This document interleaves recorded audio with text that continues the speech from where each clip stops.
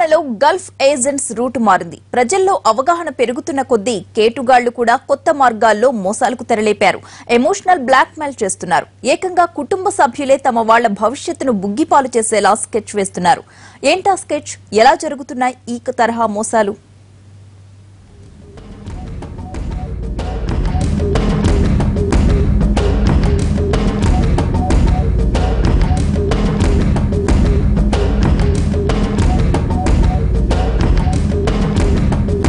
సరైన అనుమతులు వీసాలు లేకుండా ఉపాధి కోసం గల్ఫ్ దేశాలకు వెళ్లొద్దు మొర్రో అని మొత్తుకుంటున్నా కొంతమంది మొండిగా వెళుతూ ఇబ్బందులు పడుతున్నారు. మాయిదారి ఏజెంట్స్ వాళ్లని ఆ స్థాయిలో ప్రభావితం చేస్తున్నారు. అసలు వెళ్లాలన్న ఉద్దేశం లేని వారి వెంటపడి మరీ మనసు మార్చి విమానం ఎక్కిస్తున్నారు. తమకు రావాల్సిన కమిషన్ తీసేసుకుని చేతులు దులుపుకుంటున్నారు. తీరా గల్ఫ్ వెళ్లాక బాధితులు నానా పాట్లు పడుతున్నారు. కరీంనగర్ జిల్లా ఇబ్రహీంపట్నంకు చెందిన మగ్గిడి నవీన్ కుమార్ ఉదంతమే ఇందుకు నిదర్శనం. నెలకు 80,000 సంపాదించవచ్చని ఆశపెట్టి నవీన్ను విమానం ఎక్కించిన ఏజెంట్స్ సరైన వర్క్ పర్మిట్స్ ఇప్పించకుండా నిలువునా మోసం చేశారు.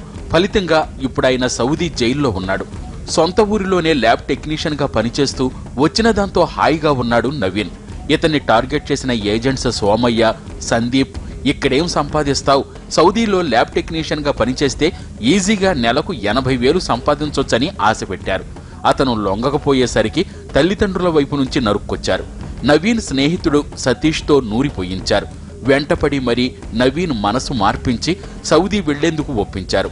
మొత్తం 4 లక్షలు నొక్కేసి నకిలీ వర్క్ పర్మిట్తో సౌదీ పంపారు. అక్కడ నవీన్ 2 రోజులు పనిచేశాడో లేదో పోలీసులొచ్చి అరెస్టు చేశారు. నన్ను ఆదుకోండంటూ మొత్తుకుంటున్నాడు బాధితుడు. ఎస్పీ గారికి, మీడియాకు నమస్కారం. నా పేరు మగ్గిడి నవీన్ కుమార్, మాది ఇబ్రాహీంపట్నం, కరీంనగర్ జిల్లా. నన్ను మొద్దే సోమయ్య, మొద్దే సందీప్లు అనే ఏజెంట్లు సౌదీలో 60-70 వేల రూపాయలు సంపాదించుకో అని చెప్పి పని ఉన్నదని చెప్పి నన్ను మభ్యపెట్టి 3,50,000 రూపాయలు తీసుకుని నన్ను ఇక్కడికి తీసుకొచ్చుకున్నారు.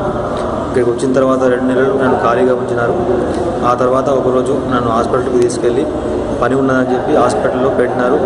హాస్పిటల్లో పెట్టిన తర్వాత మరుసటి రోజు నన్ను పోలీసులు వచ్చి నీ అకామా సరిగా లేదు అని చెప్పి నన్ను అరెస్ట్ చేసి జైల్లో ఉంచినారు.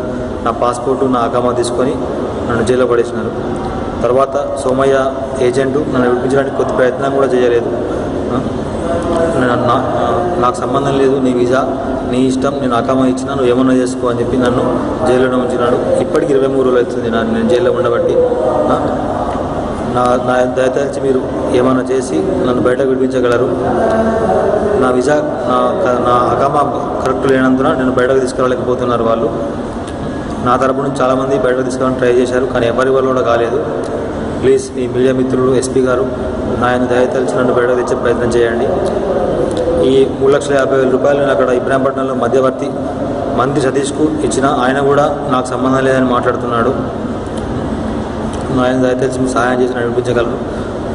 ఒకవేళ నా డబ్బులు పోతే మాత్రం నేను ఆత్మహత్య చేసిన కుటుంబ సభ్యులతో ఆత్మహత్య చేసుకునే పరిస్థితి ఏర్పడుతుంది.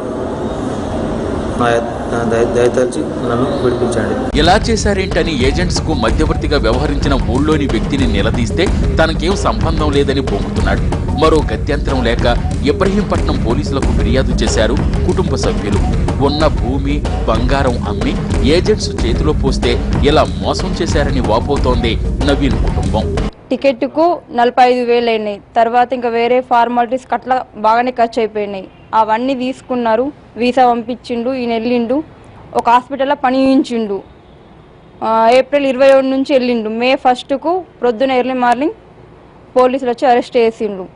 నన్ను అది ఆజాద్ వీజా అని చెప్పావు, నేను ఎక్కడంటే అక్కడ పని చేసుకోవచ్చు అని చెప్పినావు అని ఏజెంట్కు ఫోన్ చేస్తే వద్దే సోమారెడ్డికి ఏం సంబంధం లేదన్నట్టు మాట్లాడిండు. ఈ డబ్బులు మా ఇంట్లో నా భార్య మీద, కోడల మీద బంగారం, ఇంకా అప్పు. స్టేషన్కి వెళ్ళిన వీరపట్నం స్టేషన్కి రాజారెడ్డి ఎస్ఐ గారిని కలిస్తే ఆయన పిలిపించి ఫోన్ చేస్తే ఫోన్ రావట్లేడు. సరే నేను చూస్తా పో, మళ్ళీ చూస్తా పో, నీకు చెప్తా పో, నీకు ఏంది రాగానే అవుతుందా పని అవుతుందా, నువ్వు అనుకున్నట్టు అవుతుందా పని అని చెప్పి ఎస్ఐ గారు అన్నారు. అని నేను మళ్ళీ పిలిపిస్తా పో అని చెప్పాను.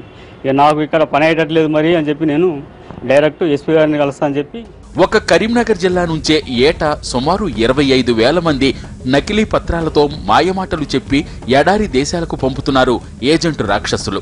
ఈ విషయంలో పోలీసులకు పూర్తి సమాచారం ఉన్నా పట్టించుకోవటం లేదని ఆరోపిస్తున్నాయి గల్ఫ్ బాధితుల సేవా సంస్థలు. వెళ్లే ఉద్దేశం లేని వాళ్లను కూడా బలవంతంగా మనసు మార్చి బాధితుల్ని చేస్తున్న ఏజెంట్స్ ను కట్టడి చేయాలన్న డిమాండ్ పెరుగుతోంది.